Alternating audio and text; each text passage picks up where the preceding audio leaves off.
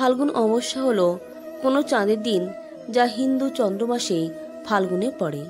এটা মনে করা হয় যে আজকের দিনটি বিশেষ করে পূর্বপুরুষদের জন্য বিভিন্ন ধর্মীয় ও আধ্যাত্মিক আচার পালনের জন্য বিশেষভাবে ভাগ্যবান। জ্যোতিষশাস্ত্র অনুসারে ফাল্গুন অমাবস্যা উচ্চ আধ্যাত্মিক শক্তি এবং শক্তির দিন, কারণ সূর্য এবং চন্দ্র কুম্ভ রাশিতে একত্রিত হয়। কুম্ভ মানবতাবাদ, উদ্ভাবন এবং জ্ঞান অর্জনের চিহ্ন এবং এটি পূর্বপুরুষ এবং অতীত কর্মের প্রতিনিধিত্ব করে।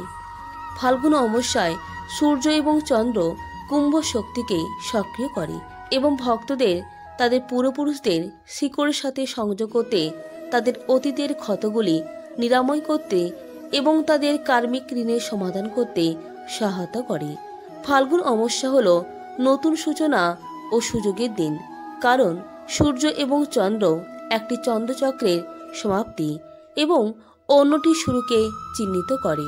ফাল্গুন অমাবস্যায় ভবিষ্যতের জন্য নতুন অভিপ্রায়, লক্ষ্য এবং পরিকল্পনা স্থির করতে পারে।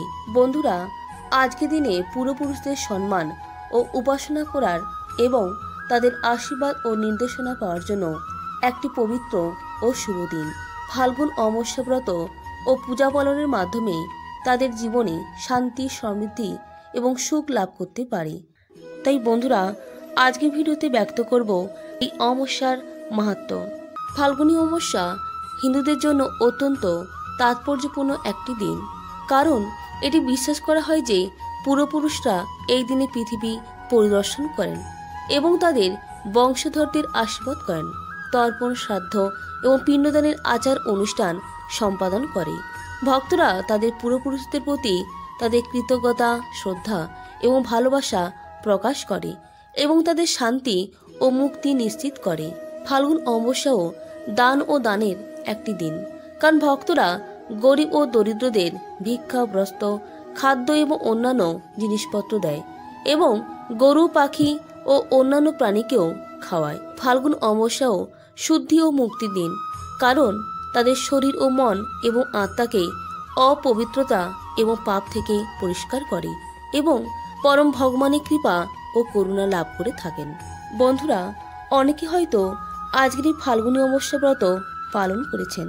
এই ব্রত পালনের মধ্য দিয়ে জীবনে শান্তি, সমৃদ্ধি এবং সুখ লাভ করতে পারেন। আধ্যাত্মিক বৃদ্ধি ও মুক্তির পথ প্রশস্ত হয়। হিন্দু পঞ্জিকায় ফাল্গুন মাসের অমাবস্যার তিথির বিশেষ মাহাত্ম্য রয়েছে। মহর্ষি দুর্বাসা একবার ইন্দ্রদেব এবং অন্যান্য সমস্ত দেবতার দ্বারা ক্রুদ্ধ হয়েছিলেন এবং তাদের অভিশাপ দিয়েছিলেন। তিনি তাদের নিন্দা করেছিলেন যে তারা দুর্বল হয়ে পড়ে এবং বিপদে পড়ে। অসুরতা জানার সাথে সাথে এর সুফল নিয়ে দেবতাদের জয় করে নিল। দেবতারা এইসব দেখে বিরক্ত হয়ে ভগবান বিষ্ণুর কাছে গিয়ে সমস্ত ঘটনা বর্ণনা করলেন।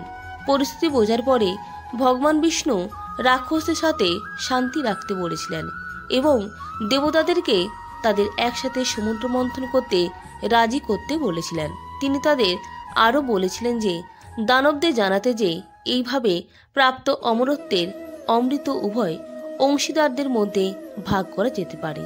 দেবতারা তাই করলেন এবং সমুদ্র মন্থন শুরু হলো। অমৃতটি পাওয়া মাত্রই জয়ন্ত অর্থাৎ ইন্দ্রদেবের পুত্র অমৃত সম্বলিত কলসটি ছিনে নিয়ে উড়ে চলে যায়। এইভাবে দেবতা এবং অসুর উভয়ের মধ্যে যুদ্ধ শুরু হয় এবং 12 দিন ধরে চলে।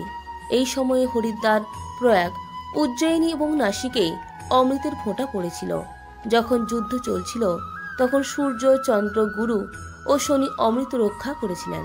যুদ্ধের অবসান ঘটাতে ভগবান বিষ্ণু মোহিনী রূপ সহ্য করেছিলেন, সেই আকর্ষণীয় মহিলা যার কাজ ছিল দেবতা এবং দানবদের মধ্যে অমরত্বের অমৃত বিতরণ করা। মোহিনী যখন এটি সকলকে ঘৃণা করতে শুরু করে তখন সে অসুরদের প্রতারণা করে এবং দেবতাদের কাছে সম্পূর্ণ অমৃত উপস্থাপন করে। যুদ্ধের সময় যেমন উল্লিখিত পবিত্র স্থানগুলিতে অমৃত পড়েছিল, ফাল্গুনী অমাবস্যার দিনে অর্থাৎ আজকের দিনে পবিত্র নদীতে ডুব দেওয়া অনেক শুভ বলে কথিত আছে। আজকের দিনে একটি জনপ্রিয় বিশ্বাস বলে যে গঙ্গা, যমুনা এবং সরস্বতীর পবিত্র জলের তীরে দেবদেবীরা বাস করে থাকেন। তাই এই 3টি পবিত্র নদীর মিলনস্থলে সঙ্গমে স্নান করা আত্মাকে সমস্ত পাপ থেকে শুদ্ধ করে।